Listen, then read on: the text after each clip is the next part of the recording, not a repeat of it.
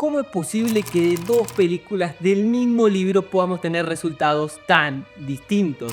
Doom, la obra maestra de Frank Herbert, no solo es una historia de ciencia ficción, fue y es un desafío monumental para el cine. Por muchos años considerada como la obra inadaptable, hoy contamos con dos versiones casi opuestas de la misma.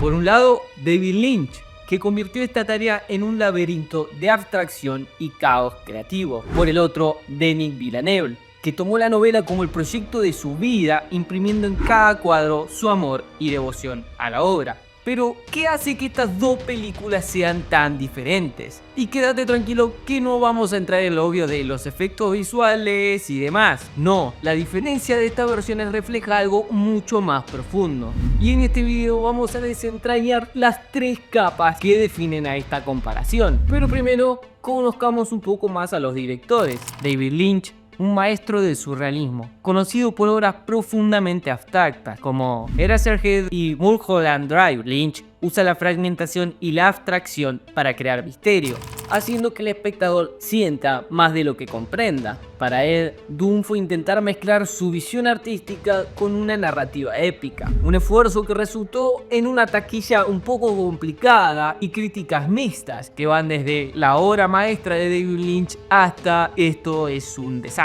Denis Villeneuve, por el otro lado, se caracteriza en el cine de la ambigüedad, donde los personajes enfrentan mundos de preguntas sin respuestas claras. Películas como Arrival y Blade Runner 2049 destacan por su atmósfera inquietante y su cinematografía minimalista. Villeneuve abordó Doom con un enfoque más accesible a todos, centrándose en la claridad de la narrativa sin perder su característico estilo visual. ¿Y a qué nos referimos con el estilo visual? Bueno, ahí es donde entramos en el primer punto, que es justamente el estilo de cada director, porque cada director tiene su forma y su estilo. Te darás cuenta que las películas de Tim Burton se notan que están filmadas por Tim Burton, ya sea desde los árboles, desde las figuras, los colores y demás. Sabemos que estamos metidos en el mundo de Tim Burton. Lo mismo pasa con Wes Anderson, con sus planos completamente simétricos, y podríamos nombrar mucho más. Pero en este caso vamos a conocer los estilos tanto de Lynch como de Villeneuve para interpretar la misma obra, porque a mí me sigue pareciendo muy loco cómo de un mismo libro dos personas pueden tener interpretaciones visuales tan distintas.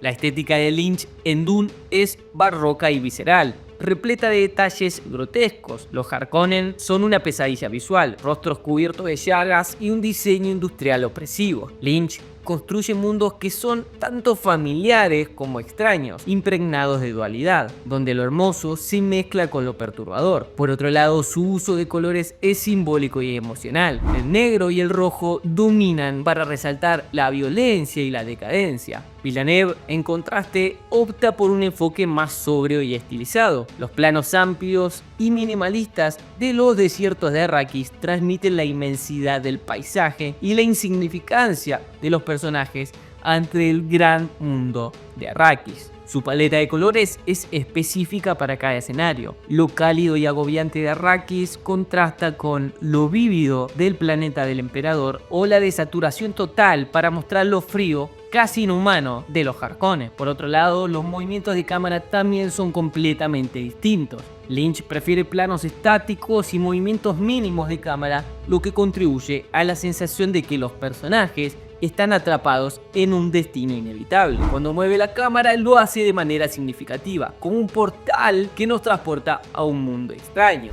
Villeneuve utiliza composiciones inusuales y encuadres fuera de balance para crear tensión y desconcierto. La cámara frecuentemente se mueve para revelar detalles de manera calculada, haciendo que los espectadores exploren el encuadre junto a los personajes. Esto va de la mano con el ritmo de Villeneuve hacia la película. Villeneuve se toma su tiempo para establecer el mundo y los personajes, permitiendo que los espectadores se orienten sin sentirse abrumados. Este enfoque para mí lo hace más accesible a poder entender las normas de Arrakis y toda la política de su universo, aunque para algunos el mismo fue algo lento y un poco pesado. Por otro lado, Lynch cuenta con un Doom fragmentado, con narrativas que a menudo dejan más preguntas que respuestas. El ritmo es desigual, lo que refleja un poco su estilo y el enfoque emocional de los personajes, lo que nos lleva a para mí la segunda gran diferencia, lo que los libros denominan como mostrar ver fontar. Según Robert McGee, cuando se escribe una historia es preferible mostrar la información en lugar de contarla. Esto quiere decir que se deben evitar las escenas donde un personaje cuenta su plan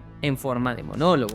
Y esto es justamente lo que pasa desde el inicio de Dune de David Lynch. La película comienza con la princesa Irulan abriendo la película con una extensa exposición que explica los conflictos políticos, los planetas y las casas, sentando las bases del universo. En lugar de permitir que los personajes se revelen visualmente o a través de la interacción de personajes, Lynch opta por explicarlos directamente mirando al espectador a los ojos. Por ejemplo, en una escena clave, Paul reflexiona internamente sobre su destino. Mientras que vemos primeros planos de su rostro, podemos escuchar los pensamientos del personaje en voz alta. Aunque este recurso ayuda a comprender sus pensamientos, limita la inmersión, porque el espectador no experimenta lo que sucede, simplemente se le explica. Las decisiones artísticas también rompen un poco este ritmo. Los efectos visuales y la estética de Lynch son impresionantes para su época, pero muchas veces terminan distrayendo de la narrativa. Por ejemplo, el diseño grotesco de los Harkonnen refuerza su maldad de manera visual, pero es complementado por un exceso de diálogo que explica sus acciones y motivaciones, lo que para el espectador termina resultando un tanto redundante. Si bien el enfoque de Lynch tiene momentos visuales impresionantes y eso es innegable, depende mucho de la narración para contar lo que sucede en vez de mostrarlo, lo que la hace menos sutil y quizá demasiado directo en el mensaje que quiere dar. A mi forma de verlo, Villeneuve hizo todo lo contrario.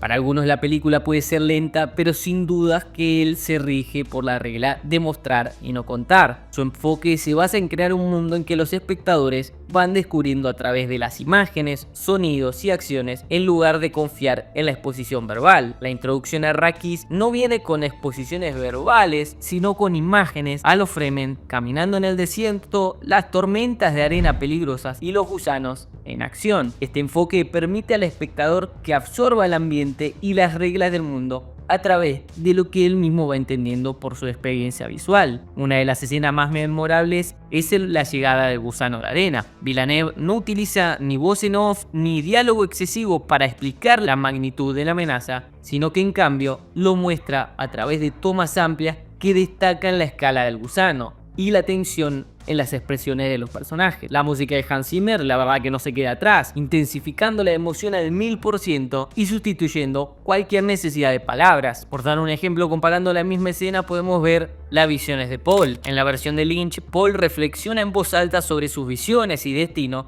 dejando poco espacio a la interpretación del espectador. Por otro lado, Villeneuve deja a Paul experimentar visiones en secuencias que no se terminan de entender bien, sin explicaciones, dejando que el espectador interprete sus propias implicaciones de la misma. La rivalidad entre las casas también sucede un poco lo mismo, donde en una el emperador narra extensivamente mediante el diálogo y voz en off, mientras que la otra, la tensión entre los Atreides y los Harkonnen, se muestra en pequeños gestos, como la sospecha de Leto hacia las generosidades del emperador y las miradas siniestras de Rabán. Lo que nos lleva al último punto y para mí el más importante. Bueno, eso es bastante obvio, por eso está para el final, ¿no? Y el último podríamos decir que es casi un intangible. Y es la pasión del director. Y acá quiero hacer una salvedad, no estoy diciendo que David Lynch no sea apasionado por lo que hace, lo cual sería ridículo porque no habría llegado a hacer lo que fue y a hacer lo que hizo si no hubiera sido apasionado por su trabajo, sino que me refiero a esto.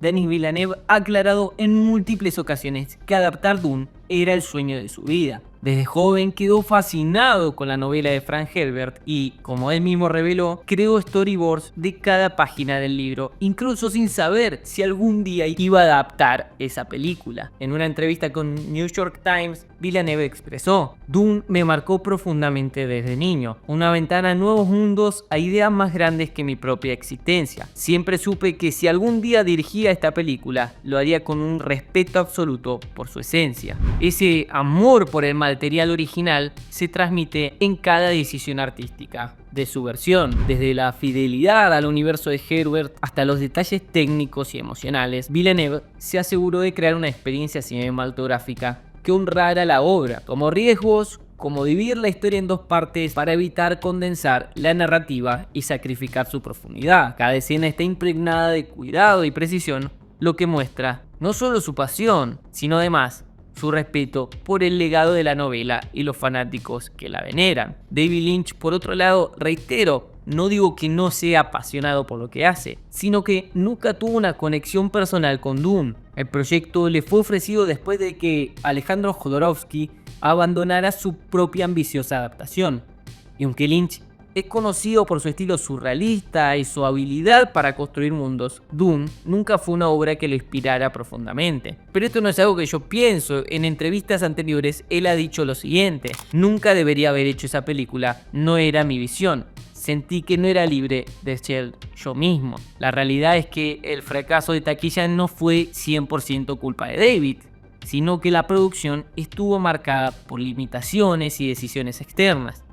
El estudio le exigió que la película no superara las 2 horas de duración, lo que obligó a Lynch a recortar y condensar la narrativa de una novela que, por naturaleza, es rica en detalles y complejidad. Esto resultó claramente en una experiencia frustrante para el director, quien llegó a describir el proyecto más como un peso que tuvo que soportar que como una obra que pudo disfrutar. Esa falta de pasión se refleja en la película. Aunque tiene momentos visualmente impactantes, carece de la cohesión y el alma que Villeneuve pudo aportar. Lynch no encontraba una conexión emocional con Dune, y eso hizo que la película se sintiera, al menos para mí, más como una obligación que como una expresión artística. La diferencia entre ambos directores no solo está en su estilo, sino en el amor que cada uno logró o le permitieron ponerle a la obra. Y esto me lleva a mí quizá a una reflexión un poco más amplia, que es cuando hacemos la cosa con amor, se siente y se nota. Y sé que es un cliché y sé que quizás es hasta un poco naif de mi parte decirlo, pero es la realidad. Cuando hacemos algo con pasión se nota. Cuando hacemos algo con amor se nota. Porque el esfuerzo, el amor y la dedicación no solo se ven en el resultado final, sino que también se imparten al verlo. Sucede al ver películas que están sumamente cuidadas en los detalles. Sucede al leer libros que son la obra de la vida de alguien, donde ves que hay un pedazo de alma y corazón de esa persona en ese proyecto. Villeneuve creó Dune no solo para él mismo, sino para quienes comparten su amor por el material original. Y esto es evidente en cada plano, en cada silencio y en cada diálogo cuidadosamente orquestado. En nuestra vida, en nuestras acciones, desde la más pequeña hasta la más grande. Cuando estamos emocionalmente ligados a algo, esas cosas se sienten y se transmiten, ya sea en una película, en un trabajo cotidiano, en lo que sea que estudies o incluso en la interacción con otra persona. Ese amor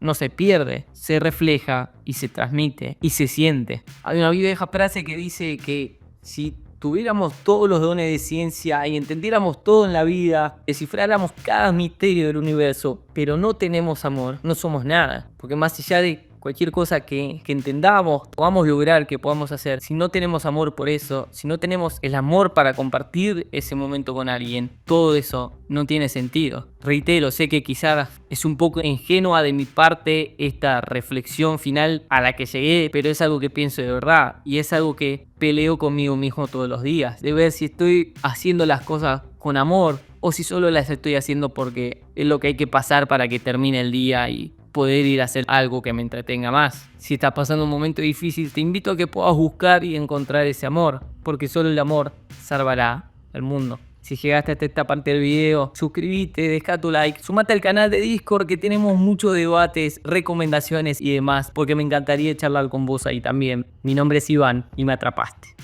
Es cine.